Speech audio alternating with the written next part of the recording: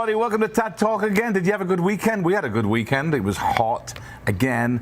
It's August the 3rd. It's Monday. We're going to have some fun. It's 11 o'clock here in Phoenix, but wherever you are in the world, I hope you enjoyed your weekend and you're ready for another week of fun. COVID-19 free of fun. How are you, Nick?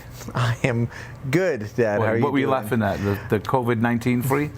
Yeah, this is an unscripted show, and sometimes that is apparent. But how are you doing today, Dad? I'm doing good. I said good. Free of COVID. That's what we want. Awesome. A good, positive, negative week ahead of us. We've got a fantastic guest on today who has a list as long as your arm of credentials. But for any musicians out there, check this video out.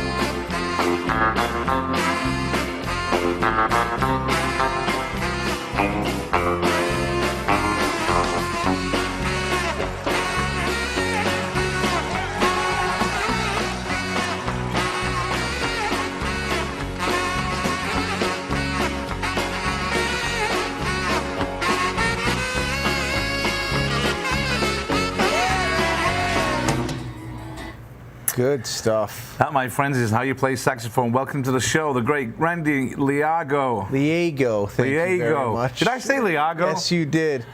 God, I've been sat here, Randy, going, say Leago, Leago, and I go, Randy Leago, for God's sake. Randy, how are you? I'm very well, thank you. Now, I want you to be hot out there? Yeah, it's hot. Where are you located?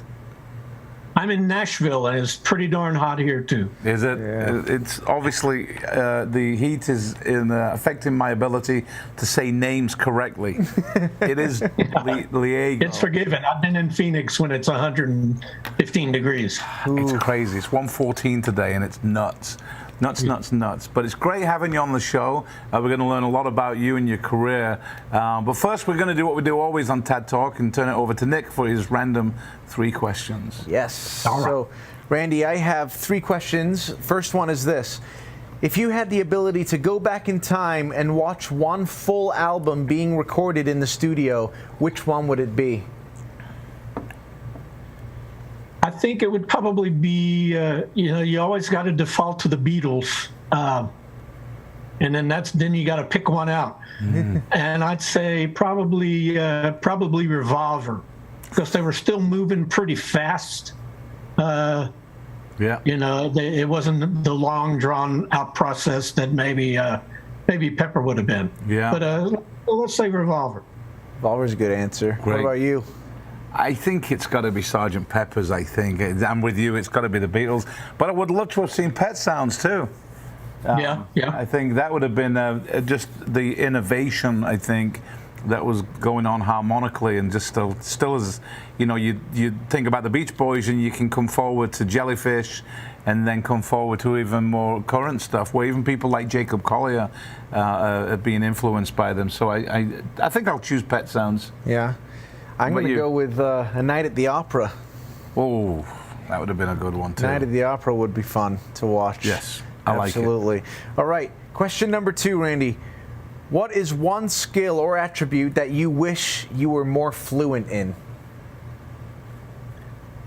I think learning and communicating in other languages. I've always been interested in it, but never really worked hard at it until my brain had aged to the point where languages didn't really take. I should have gotten a much earlier start.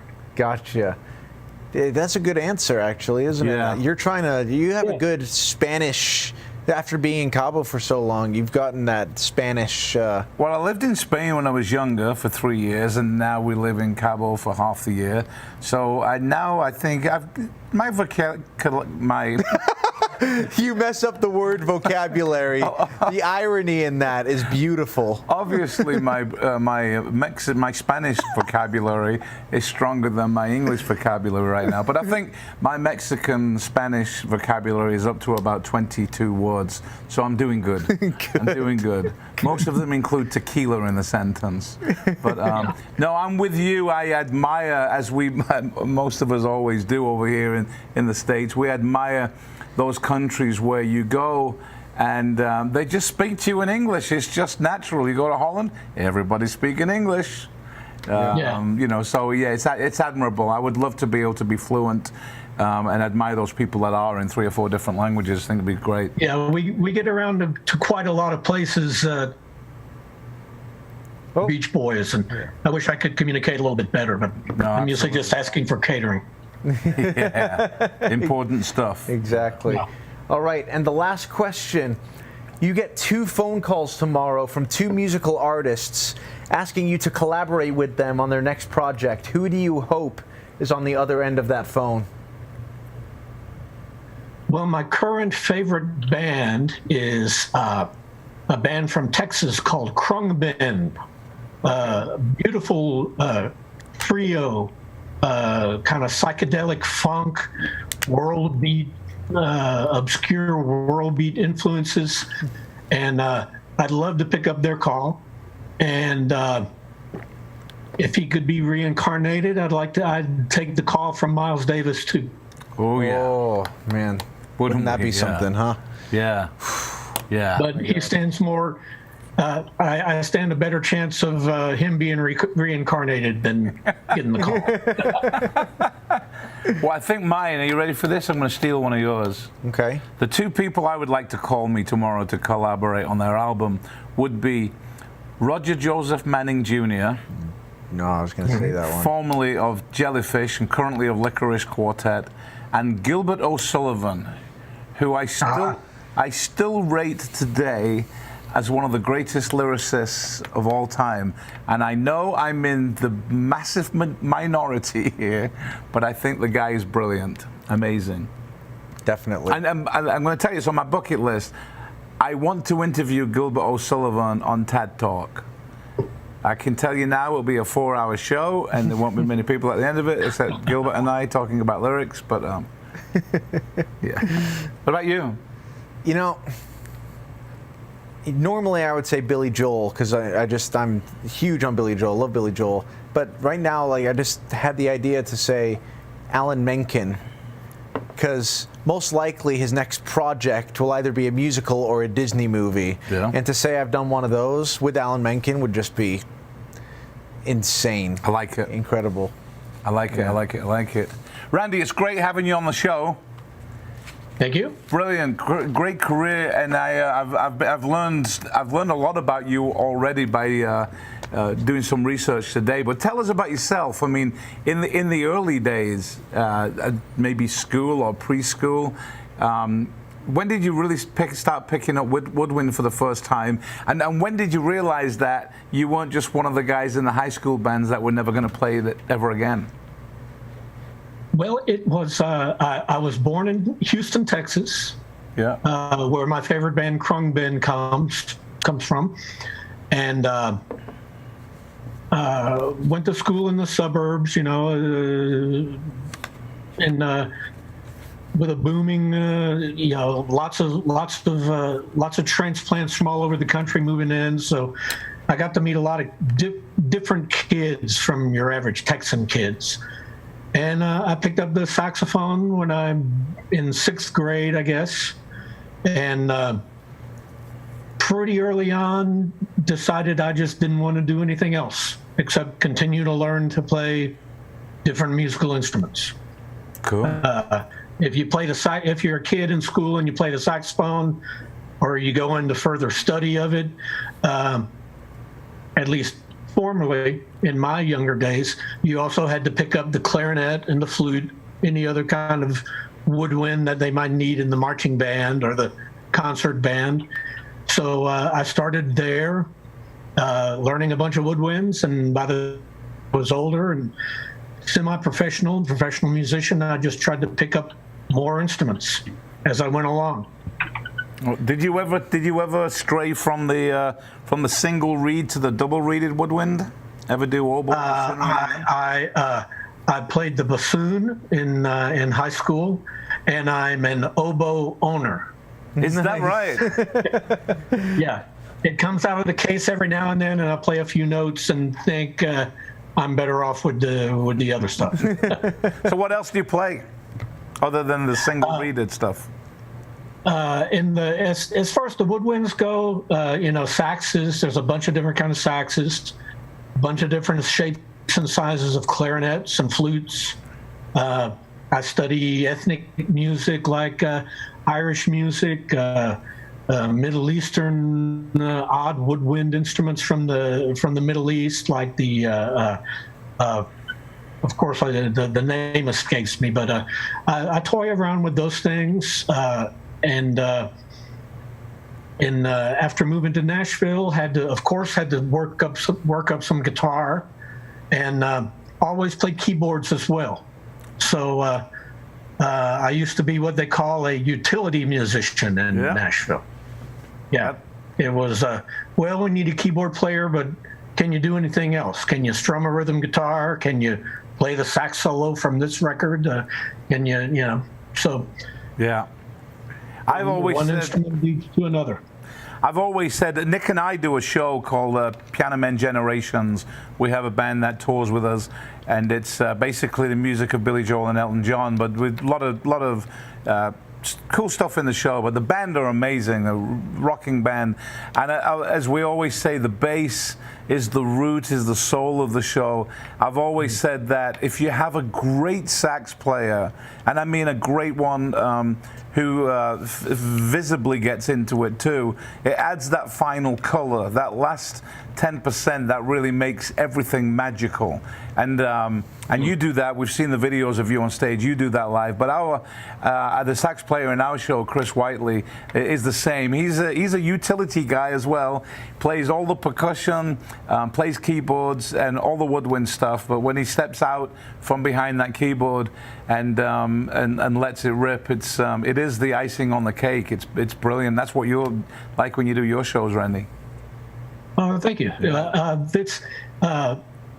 saxophone is one of the original rock and roll instruments. Little Richard, Ike Turner, on and on and on. David Bowie only wanted to ever be the sax player in Little Richard's band. So that's and people think it's kind of an odd. Sometimes I'll rush to the front of the stage to play up front to someone, and sometimes they're frightened. They don't quite know what it is. I mean, you think as far back as Rock Around the Clock, and you have that iconic solo that just stays on, but the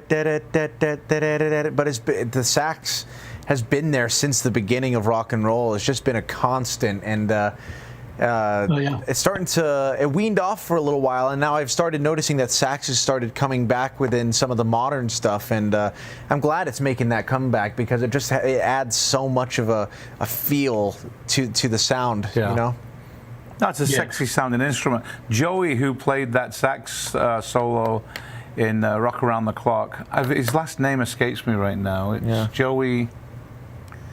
Bill Haley and the Comets. One of our producers is going to Google it now, but he performed at a venue that we own. The Bill Haley and the Comets played there, and he was telling a story of them in the studio.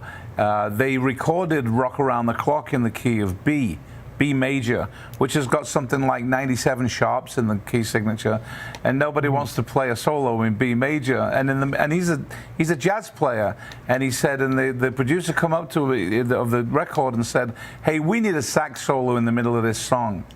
And it's a rock and roll song, a 3 or 4 chord thing. So he literally just said, "Well, I don't know any of the notes in B major, so I'm just going to stick on da da da da da da da da da da." And it became one of the most iconic when in doubt, solos. stay on the tonic. Yeah, there you go.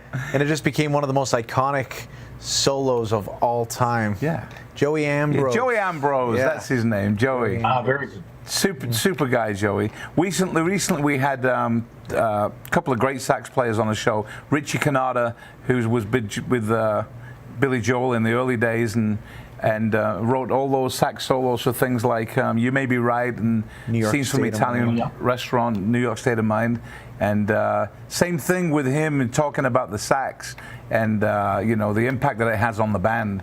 But tell us about your career. We all know about the Beach Boys, and we'll definitely get into the Beach Boys stuff. But who else have you performed with over the years, Randy, of note that you've really enjoyed and remember fondly?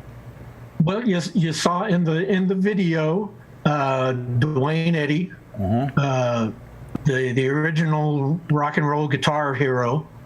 I started playing with him he doesn't play often, but he about 20 years ago he started calling me, and I learned so much about economy and committing to playing, working with him. Wow. And he's a lovely guy. Excellent. Another a good friend of mine who I love to work with and did the final band tour that she ever did is Janice Ian, the great singer-songwriter. Yeah. And then I've always played with what I call country artists from the left end of the dial. Country artists that are from the world of Cajun music. A fellow named Joe Elsanier, for example, he was my first job in Nashville, and just a brilliant mixture. 30 years ago, a brilliant mixture of rock and roll, blues, country, and his Cajun music that flows through his blood. An incredible mixture of music, and he did well for a few years, but it really presaged what we call Americana music now. Not quite rock and roll, not quite country, not quite the blues, not quite folkloric, and so he was a big eye opener for me, and once again a wonderful guy. Carlene Carter, daughter of June Carter, was and keep in mind, I didn't play sax with all these folks, but they hired me as a keyboardist. Wow. And it's like, oh, you play the saxophone too, or oh, do you play the accordion? I started playing the accordion with Carlene because she had that sort of rootsy stuff, and so that stayed in the bag. Carlene Carter, Engelbert, you were talking about Gilbert O'Sullivan, Engelbert Humperdinck. Yeah. Did about a year with him. And he was the fellow who created, the manager who created Tom Jones and Engelbert, also created Gilbert O'Sullivan. Yes, he did. Gordon. Yeah. Yeah, big hole. I've been fortunate to play with a lot of up and coming country musicians, legendary country musicians like Waylon Jennings, modern country greats like Kathy Mattea, Martina McBride. I got on with Martina when she made an album of classic R&B covers, classic R&B songs produced by Don Was, and I was part of the studio crew for that. Yeah. And then she she was going to go out and do 20 or 30 shows with the big band, with all the horn players, and she loved it so much we did it for 2 years. Great. And then moved right from there. I got the magical call from the Beach Boys. Wow. Isn't that great? How long have you been playing with the Beach Boys now, Randy? About 4 years now. Yeah. Is it obviously kind of a silly question, but I was going to say, is it a good gig? But is it a fun gig? It is a fun gig. I love everyone involved. Mike Love and Bruce Johnstone are terrific guys. Mike kind of runs the Beach Boys now. Yeah. So he's a great boss. He's also a great bandmate, and a great hang. Great. That's awesome. And the stories never stop.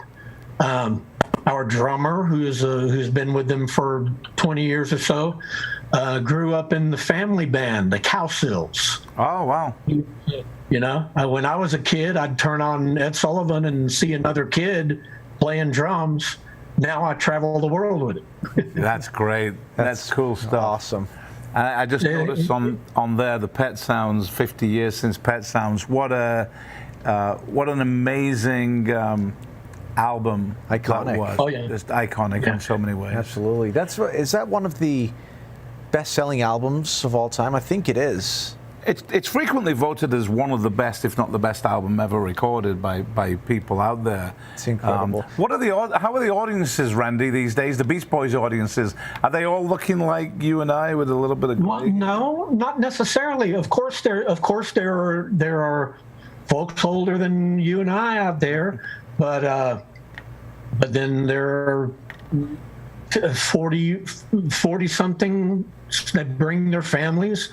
And the kids know every word, and sometimes just big groups of young kids, teenagers. Yeah. Wow. That know every song. They party. They go nuts like we're the hot new thing. Well, the Beach Boys, like so many other artists, but still very slim realm. Are a very specific sound. If a modern artist today takes inspiration from the Beach Boys, just as if they were to take inspiration from the Beatles or Elvis, you would know exactly where that inspiration came from. There would be no mistake. You'd hear that B3 organ, and you'd hear the harmonies in the back that do more than just the root notes in the third and the fifth. They would go into the 9s and the 11s and 13s and flat 5s, and just you would have this airy, otherworldly sound that would come from no other inspiration than the Beach Boys, and that's why I love it so much. There's nothing else like it. Great stuff. And it took me getting the call to join them and really digging deep into all the music from the first recordings onward to realize just how important the saxophone is. Yeah. In the pictures you got up now, it's the big baritone saxophone, and there are a lot of their early recordings where it's not like it's featured, but it's chugging along with the rhythm guitars back in the background, like Little Richard would have done. Yeah. Absolutely. No, absolutely. There's a lot of that in those older recordings too. The Beach Boys have a great way, I should say, of writing songs that sound simplistic to the ear, but then when you dig deep and actually try to perform them on stage, you realize how difficult and advanced and just amazing they really are. That's the genius behind it. Yeah, definitely. Really definitely. is. After the show today, we're going to be playing some trivia where you can win some Beach Boys memorabilia, and you can win $100 in TAD Travel bucks. And you do that by going on tradtrivia.com/Randy or scan that QR code that's on your screen right now. You can let it sit on your smartphone or your tablet until the show is over, and we'll be playing 20 questions and win those prizes. No purchase necessary. That's important that I say that. No purchase Correct. necessary. necessary. But, That's for the lawyers out there. Yes. Scan that code. We'll be playing some fun trivia, and we're going to learn about some of the stuff today. So pay attention to the show for sure. It's great. Here's a random question that nobody ever wants to get asked when we're talking about the Beach Boys. I'm asking it you, Nick, and I'm asking you, Randy. You can only pick one Beach Boys song. What song are you going to choose? Only one. What do you think, Randy? You got to pick only one. I think there are two that come to mind. That embody, I think, everything that they stand for, and that's Good Vibrations. Yeah. And God Only Knows. Yes. Good Vibrations is a great rock and roll song. All the blood of rock and roll is in that song, as well as all this great invention. And God Only Knows is just a classic ballad, love song, spiritual song, whatever you choose. They're both amazing. What are you choosing? I'm going to choose two because Randy chose two. Okay. So just to keep it fair here, I'm gonna pick Disney Girls. What? Have you heard that song? No. That's the name of the song, right? Disney Girls? It's a beautiful song, Disney Girls. Disney Girls. Written by Bruce Johnston. Yes, an absolutely gorgeous song. You need to check. The lyrics are great, and then the bridge in the middle eight is just incredibly written. So that's one of them. That's up there. And then also it's a hit, and everyone knows it. But California Girls, I love it so much because every time when I was a kid and I walked into California Adventure in Disneyland in California, obviously, I walked in and they were always playing that song through the speakers, and it just takes me back to my childhood. It's just that one of those feel-good songs. You can't help but smile when you hear it. Well, that's another example of how the music crosses the generations too. Yeah. Mine is God Only Knows. I think it's one of the best songs ever written. And I've heard so many different versions. I don't know if you heard a version, Randy, by Jack Jones. He did a version of God Only Knows. It's one of the best arrangements of any song I've ever heard. Incredible, great stuff. And we have Monsoon too, don't we? He's going to be a guest on TADTalk. Jack Jones. Oh, I thought you said we have a monsoon. Oh no, we have a monsoon. We do. Jack Jones is going to be on the show next week or the week after, I think it is. Absolutely. So check in that. We also have our social wall, which is fun. You can do that by tweeting about TADTalk. All you got to do is just write about us and say hashtag TADTalk, and that's People it. Or are you can talking about all the guests we've had on. Yeah, we got one about Randy over there. Yeah, look at that. And there's Randy again, right next to them. So. Someone posted Randy Leago. I got it right. Amazing sax player. Yeah, and he definitely is. Oh, he's incredible. So check that out. Our social wall. Oh, go ahead. No, after you. I would want to ask you, because I never really listened to the Beach Boys, like into their deeper stuff past their hits, until I heard an album called Spilt Milk from a band called Jellyfish, who are probably the band that has been most heavily inspired by the Beach Boys, and you can definitely tell that within both of their albums, Belly Button and Spilt Milk. But Spilt Milk is probably my favorite album of all time, and I just want to know if you have heard that album, Randy. I don't know that group. I know that our band leader, our musical director, it's his favorite band. He talks them up to me all the time, and I just haven't gotten quite gotten around to checking them out. But there was a great band. The High Llamas were very. I think they were a Scottish band, very very heavy Beach Boys influence. Nice. And the Wondermints. I've heard of the LA group who. The majority of whom went on to join up with and become Brian Wilson's band. Wow. Just brilliant recordings. Original on its own, but also draws beautifully from the Beach Boys. That's awesome. Great stuff. So great good. stuff. Hey, Randy, one of the things we like to do on our show is give you some random either-or questions. Yes. Completely off topic, completely random, and quite often don't even mean anything. However, We're going to ask them anyway. You ready for this? Go right ahead. Okay. Would you rather give up watching TV or movies for a year, or give up playing any kind of games for a year? Not much of a gamer of any sort, so I'll have to go with the moving pictures. I'm the same. I'm with you. Gaming. Are you a gamer? I play board games and video games, but I would way sooner give those up than I would give up movies and TV. I'm a huge movie buff. Love them. I'm no sports fan or athlete or gamer. So Yeah, I'm with you on the athlete bit. maybe a little Monopoly, but that's about it. You had athlete's foot once, but I think that's the closest you got. That's the closest I've got to being energetic. Randy, here's the next one. Would you rather live under a sky with no stars at night, or live under a sky with no clouds during the day? Oh, easy. Ooh. I know. Well, if I wouldn't care to be in Phoenix with no clouds in the sky, but if I were in, I can think of other places that I could probably live without the clouds if I could get the stars.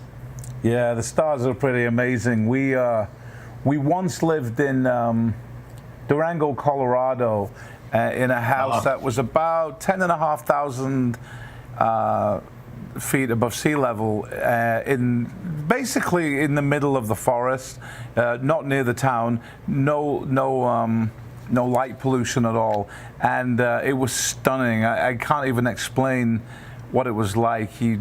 It's just completely different than being at sea level. Yeah, it was amazing. That was good stuff. You see, that's an easy question though. The one you just asked. When you think about it, it is it has to be. You have to pick the cloud one, because if you are under a sky with no stars, the sun is gone, and we're dead. So when you think of it scientifically, you have to pick the cloud one, or else you kill the entire human race. You completely ruined my segment of the show here. You know that. I'm just saying. You didn't think that one through, did you? No, I did not. All right, Randy, you ready for this? Think carefully about this. Would you rather be completely insane and know that you're insane, or would you rather be completely insane but believe that you are sane? Well, I'm a 61-year-old man that plays music for a living, so I think maybe ignorance is bliss there, and I'll go with crazy and not knowing it, because that's what life feels like sometimes anyway. Especially right now. Good answer. I'm the same age. When's your birthday, Randy? June 21. 1959. I'm about 5 months older than you. So, I feel about 30 years older than you right now. But it's cool. Don't forget about our social wall. Don't forget about Tad Trivia after the show, tadtrivia.com/Randy. It's Beach Boys Trivia today, and Beach Boys Trivia is going to be a lot of fun. We did this something, I don't know if we can go back to this, but we did a thing with a large QR code on the last show, which kind of went over Nick's head. Don't do that and, again. I mean, look how it just covered him just perfectly, and you can just peer over it. I'm trying. I feel like Mike Wazowski in Monsters Inc. here.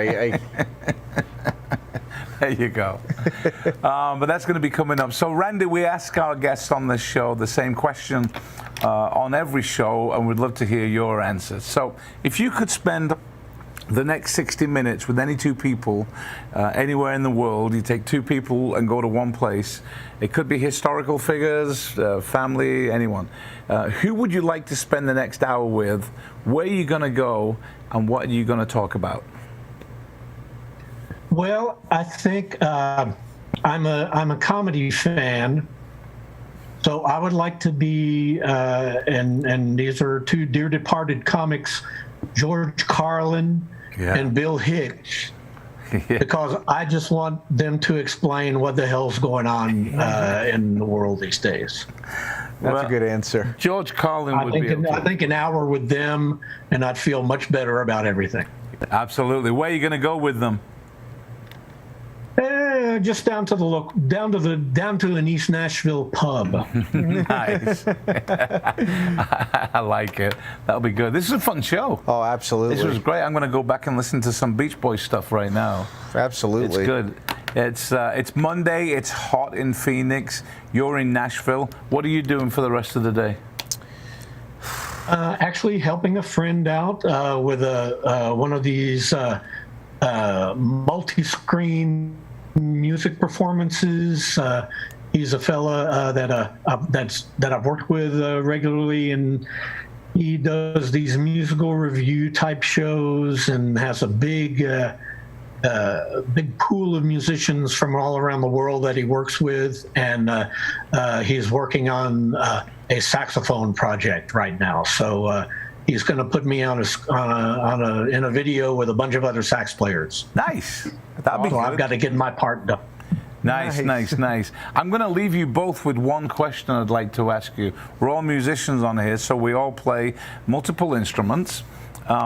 If you could, from now to the rest of your life, learn to play any instruments in the world, as many as you want, but there's one instrument you absolutely do not want to touch or go near, which instrument do you totally refuse to play from now to the rest of your life? Nick first. Oh yeah, I'm going to give that to you. Or Randy, if you know your answer, Randy. One instrument I don't want to play. You do not want to play, ever. The didgeridoo. The didgeridoo? The didgeridoo. I don't know why. I just don't feel like it would be financially worth it. Well, it depends if you had a hit in Australia. It could be. Yeah. What about you, Randy? Which instrument are you never going to touch? The bagpipes. Oh, you stole my answer. That's low-hanging fruit, I know. Yeah, the bagpipes. No. Now you have to pick a different one. So I got to pick up a different one. Which instrument am I not going to play? I'm not going to play the autonotune. Is that what it's called? The automaton. Automaton. I am not going to play the automaton. Do you know what that is, Randy? No, I don't. I'm not familiar with that. So it looks like a very mini sax made out of plastic, and it has a ribbon that goes down the front of it, and it's about 3.5 octaves. Oh, I've seen those. Yeah, I've seen those things. Yeah, it's impossible to play. So I'm not playing that. Here's one before we go. Yeah. Kind of the opposite of that. What's one instrument you do not currently play that you would really love to master? Love to master? Love to master. The sitar. Oh, nice. I love the sitar. My mom would love that you said that. My mom loves the sitar, especially on those Beatles albums, those later Beatles albums. Such a great instrument, that. Yeah. Which instrument would you like to master? I would. What is it called? The theremin. Theremin? I would love to master the theremin. That would be so cool. Sounds like something you take when you've got a cold. What is it? Have you seen a theremin? No. It's an instrument that you do not touch. You don't touch it to play it. It's all done by frequencies, and I forget which controls volume and which controls pitch, but basically it's just like a little metal rod thing, and you just go like that, getting closer and closer to the rods, and it sounds very science fiction-y. Yeah, you hear it in good vibrations. Yes. Is that right? Yes. Is that that part? Yeah. Nice. It's awesome. I would like to master. I didn't think of this. I was going to say sax. I really was, because I'd love to play sax. But I don't know what it's called. But Jacob Collier, you played it on a video in YouTube. He did. It was a big thing that he was pressing buttons and Piano. No. Have you not seen it? Have you not seen it? He plays so many instruments. Yeah, I can't remember what that instrument's called, but of course he's a virtuoso on it. Yeah. And Stevie Wonder plays it in his shows also. Is that right? Yeah. Do you not know what it is? A harpeggi. A harpeggi. Yes, a harpeggi.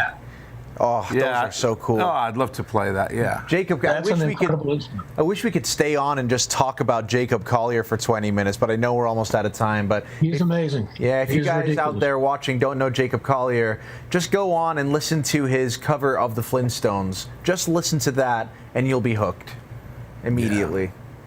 Pretty cool stuff. Yeah. Thanks so much for being on the show, Randy. This has been great. You're welcome. Thank you for having me. It's been great. Have you had fun today? Yes, yeah, Absolutely. today has been great. Actually, going back to Jacob Collier, on the exact same album, he did a cover of a Beach Boys song. He did In My Room, and it's a gorgeous, gorgeous cover. So I'm sure we'll have Beach Boys fans watching right now. So if you are, listen to Jacob Collier's version. It's just, it'll give you... I'm going to go look at it myself. Oh, yeah. That's tremendous. Thanks for joining us on TAD Talk. It's the beginning of the week. Enjoy your week. We will be back tomorrow with another guest, and be safe, everybody. Take care. Bye-bye.